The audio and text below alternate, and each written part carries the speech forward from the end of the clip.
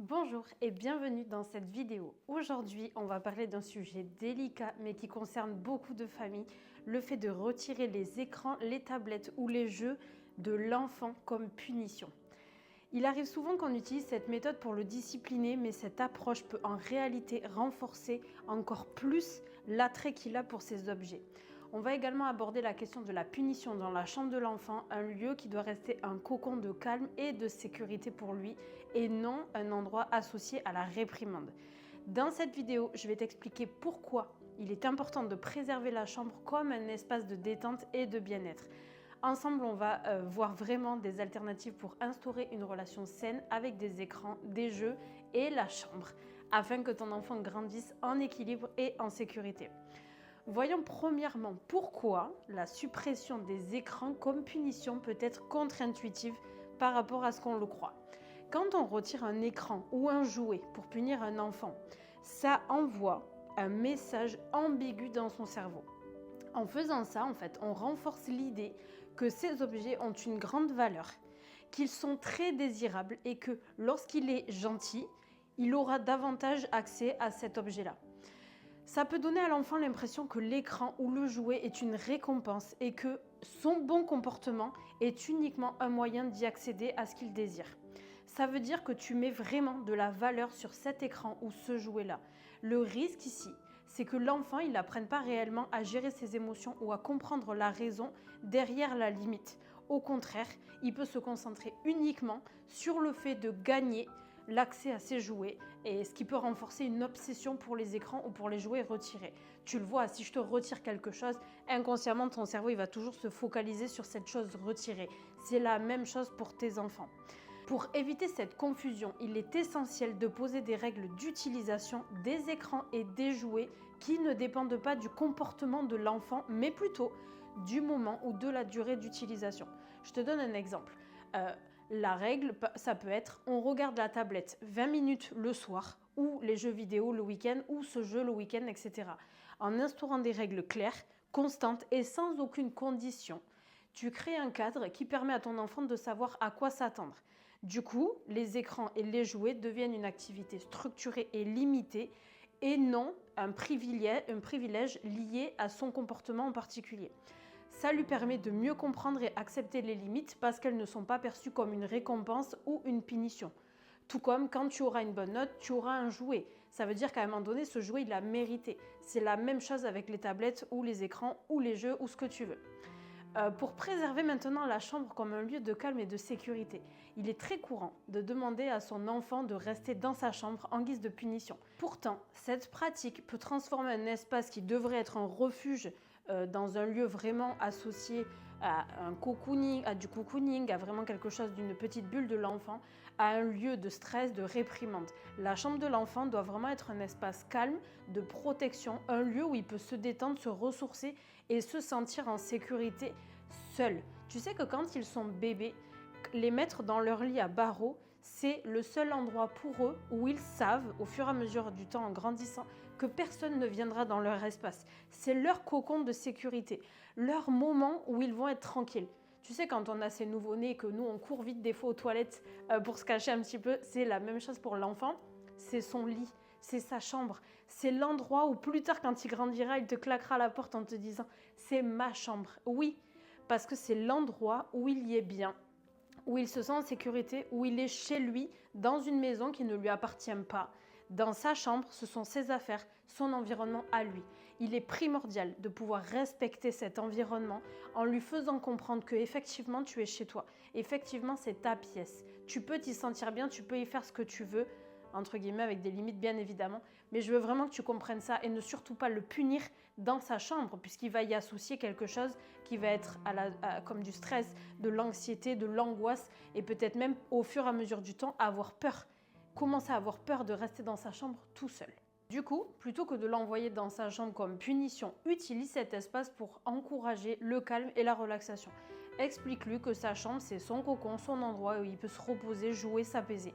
Si tu ressens le besoin de l'isoler lors des moments de colère, etc., pour qu'il se calme, privilégie une autre pièce. Rappelle-lui que sa chambre, c'est avant tout son espace de positivité et surtout son espace rassurant. Voyons comment remplacer la punition par des conséquences naturelles. Au lieu de retirer les écrans, les jouets comme punition, essaie de mettre en place des conséquences naturelles en lien direct avec son comportement. Si ton enfant il renverse quelque chose en jouant de manière trop brusque, la conséquence sera de lui demander de t'aider à nettoyer. S'il ne respecte pas une règle de sécurité, la conséquence pourrait être de limiter temporairement l'accès à l'activité concernée pour sa sécurité. Les conséquences naturelles, elles, aident vraiment l'enfant à comprendre la relation entre son comportement et le résultat de celui-ci. Plutôt que de se concentrer uniquement sur la perte d'un privilège comme l'accès à l'écran ou un jeu, ça lui permet de mieux intégrer la règle de manière positive et constructive. Il se souviendra, j'ai fait une bêtise, je nettoie. Je te donne un exemple rapide. Lorsque tu es dans un repas de famille et que allez, le tonton ou qui tu veux fait tomber un verre d'eau sur la table ou même un verre de vin sur la table, tout le monde va vite se précipiter pour essuyer la table, pour essayer d'aider tout le monde, etc. Si ton enfant fait exactement la même chose au même endroit avec le même nombre de personnes, tu vas le regarder et commencer à le réprimer.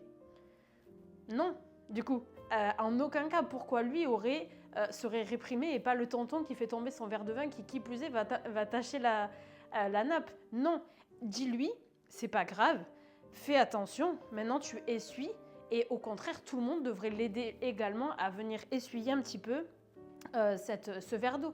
C'est vraiment comme ça qu'il faut raisonner. Lorsque tu penses, tu sais au fond de toi que ton enfant est en train de faire quelque chose qui ne te convient pas ou une bêtise, que tu associes à une bêtise, explique-lui tout de suite qu'il doit réparer cette bêtise-là de manière consciente. C'est ce qui lui permettra de comprendre que c'était une bêtise et non pas justement tu es puni, va dans ta chambre ou tu es puni de quelque chose. Parce que cela associera encore une fois cette chose à oh, maman elle adore tellement ça que je dois être gentil pour pouvoir avoir accès à ce jeu. Et quand je suis gentil, pourquoi elle me dit non alors quand je lui demande d'accéder à ce jeu? Pourquoi je ne peux pas y jouer 10 heures puisque j'ai été vraiment gentil avec elle, puisque je l'ai aidé à faire des choses et tout. Et ça va lui commencer à lui créer des comportements, si tu restes dans cet état-là, lui créer des comportements, il va faire les choses pour gagner quelque chose. Il va faire les choses pour quelque chose et non pas les choses par amour ou juste par bienveillance. De la même manière qu'il vaut mieux éviter de retirer les écrans comme punition, il est préférable de ne pas les utiliser comme récompense, comme je te le dis, pour le bon comportement. Dire si tu fais tes devoirs, tu pourras regarder un dessin animé, peut lui donner l'impression, encore une fois, que les écrans sont beaucoup plus que l'activité qu'il doit accomplir. Ce qu'il peut, du coup, à nouveau renforcer son attrait pour l'écran ou pour le dessin animé. Au lieu de cela, encourage-le. Encourage-le par des bons comportements, par des félicitations ou juste un simple bravo pour tes devoirs. Maintenant, viens, on va faire quelque chose ensemble.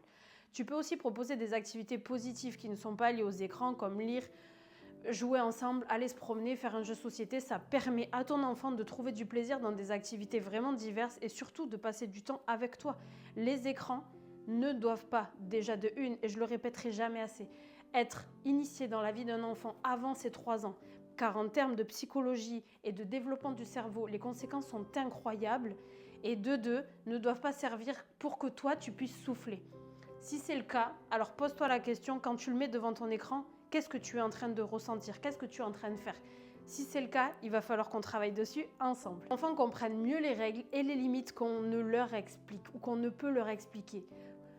Par exemple, si tu limites le temps d'écran, tu peux lui dire que c'est parce que ça permet à ton cerveau de se reposer, de découvrir d'autres activités importantes pour son développement.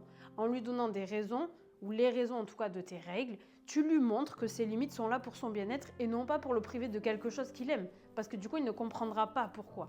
Cette approche bienveillante, ça va aider l'enfant à respecter les règles de manière volontaire et à voir les limites comme une protection plutôt qu'une contrainte imposée réellement.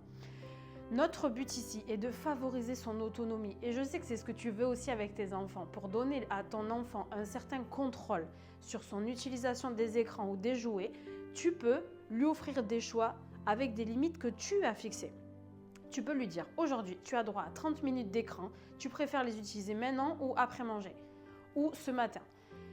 En lui donnant cette responsabilité, tu l'aides en fait au final à exercer son autonomie, à prendre ses propres décisions tout en respectant les règles que toi tu as données. Cette approche va vraiment aider ton enfant à se sentir plus impliqué dans le respect des règles. Il a son mot à dire sur le moment ou en tout cas la manière d'utiliser son temps d'écran. Ça va renforcer également sa capacité à gérer son temps et à faire des choix, des compétences essentielles qui vont vraiment permettre de développer son autonomie. Encourager la réflexion sur les conséquences positives des limites. Tu peux également encourager ton enfant à réfléchir aux effets positifs des limites sur son bien-être. Quand ils sont un peu plus grands, attention. Par exemple, après une journée sans écran, demande-lui comment il se sent. Tu peux lui faire remarquer qu'il a passé beaucoup plus de temps à jouer dehors, à faire des jeux de construction, à faire des activités manuelles ou à passer du temps en famille. Pose-lui la question. Comment tu t'es senti aujourd'hui ? Si ça va lui permettre en tout cas de prendre conscience de l'importance de la diversité de toutes ces activités et lui montrer que le plaisir ne se limite pas aux écrans ou aux jouets. Cette réflexion va l'aider à avoir des règles comme des choix qui vraiment enrichissent sa journée plutôt que de le contraindre à faire quelque chose. En conclusion, utilise les écrans et les jeux comme punition ou récompense peut donner une place beaucoup trop importante à ces jouets dans ta vie ou dans la celle de ton enfant ou même encore même dans votre environnement. Ça va encore une fois renforcer son attrait. N'oublie pas que sa chambre, c'est un lieu de calme, de sécurité pour lui et un espace où il se sent bien et protégé, en posant des règles très claires, en favorisant des conséquences naturelles et en proposant des activités variées où il a son mot à dire. Il va pouvoir et tu vas pouvoir commencer à limiter sa frustration et pouvoir lui permettre de se développer sereinement. Je le répète une dernière fois à la fin de cette vidéo, les écrans, les enfants ont des attraits sur les écrans qu'à partir du moment où tu les inities aux écrans. Si un enfant ne veut pas sortir de son écran, passe trop de temps derrière, ce n'est pas de sa faute. Prends ta responsabilité absolument là-dedans en te disant qu'est-ce que j'ai fait de mal ou en tout cas, qu'est-ce que je peux faire pour changer cet attrait qu'il a envers les écrans. Les écrans, les dessins animés, la télé leur permet de sortir de leur quotidien. Sauf qu'en étant enfant, ils n'ont pas besoin de sortir de leur quotidien puisque tout est nouveau. Ils ont au contraire besoin de venir créer leur monde à travers leur imagination qui n'est pas encore tout à fait créée, à travers leurs différentes couches du cerveau qui n'est pas tout à fait finie. Et les mettre devant un écran où les personnages parlent entre eux, où il n'a plus qu'à se plonger dans le monde du dessin animé ou du film qu'il est en train de voir, lui permet d'éviter de parler. Donc, il va y avoir forcément, et c'est scientifiquement prouvé, un retard sur le langage. Il va y avoir comme une sorte de monde interne qui va se passer à l'intérieur de lui. Il n'a pas besoin de s'associer aux autres. Il n'a pas besoin du monde social, puisque son monde social va commencer à se créer à travers les dessins animés. Et tu vas le voir, un enfant qui est trop émergé dans le monde des dessins animés ou de la télévision, c'est un enfant qui te parlera sans cesse de ses personnages préférés, qui te dira tout le temps « moi je veux regarder ça, moi je veux ça », qui fera des crises de nerfs ou en tout cas de colère pour sortir de son écran, car c'est simple, tu le sors de son monde. C'est comme si toi je te disais que tu étais avec tes meilleurs amis en train de rigoler, en train de passer un super bon moment et que quelqu'un venait et te sortait d'ici en courant, c'est la même chose. Tu dirais mais qu'est-ce que tu fais ? C'est la même chose pour cet enfant. Il développe son monde à travers ce que tu lui présentes. Si tu sens que c'est trop tard pour toi, utilise vraiment ce que je viens de te donner, car il n'est jamais trop tard, ou en tout cas si tu sens que ton enfant est vraiment émergé dans ce monde-là, utilise ce que je viens de te donner pour vraiment l'aider. Et je suis très pointilleuse sur cet aspect parce que maintenant on est dans un monde où le téléphone, la tablette, nous passons énormément de temps à scroller les réseaux, etc. Et nos enfants dès 1 an savent déjà déverrouiller des téléphones, savent déjà utiliser leurs doigts pour utiliser nos tablettes, nos téléphones. Et ça c'est impossible. Attention à ton comportement également sur ça, puisqu'il te voit faire. S'il te voit utiliser ton téléphone, ta tablette, la télé, à longueur de journée, ou en tout cas à différents moments de la journée, il va s'imprégner de ça. Et pourquoi il devrait avoir un comportement différent de papa et maman ? Puisque c'est son environnement et c'est dans celui-là qu'il grandit. Donc il s'en sert de modèle. Si tu veux vraiment le couper des écrans, coupe-toi des écrans également, coupe-toi de ton téléphone. En tout cas, quand il est là, utilise ton téléphone de manière adaptée et surtout pas en sa présence. J'espère que cette vidéo t'a plu, j'espère que ça te permet d'avoir des consciences. Je me bats réellement pour que ce combat soit maintenu puisque je comprends et je vois au quotidien l'impact des écrans sur les enfants et les mamans qui derrière, quand elles nous appellent, nous disent à quel point elles n'arrivent pas à coucher les enfants, puisque les écrans forcément ont été regardés le soir. Ça stimule énormément le cerveau. Les enfants ont des retards de langage, retards même au niveau peut-être des fois des troubles qui peuvent s'assimiler à des troubles autistiques, etc. Les dommages collatéraux d'un écran sont monumentaux sur un cerveau infantin. Donc vraiment, je tiens absolument avec mon cœur de te dire, fais attention à ça, protège-le et protège-toi.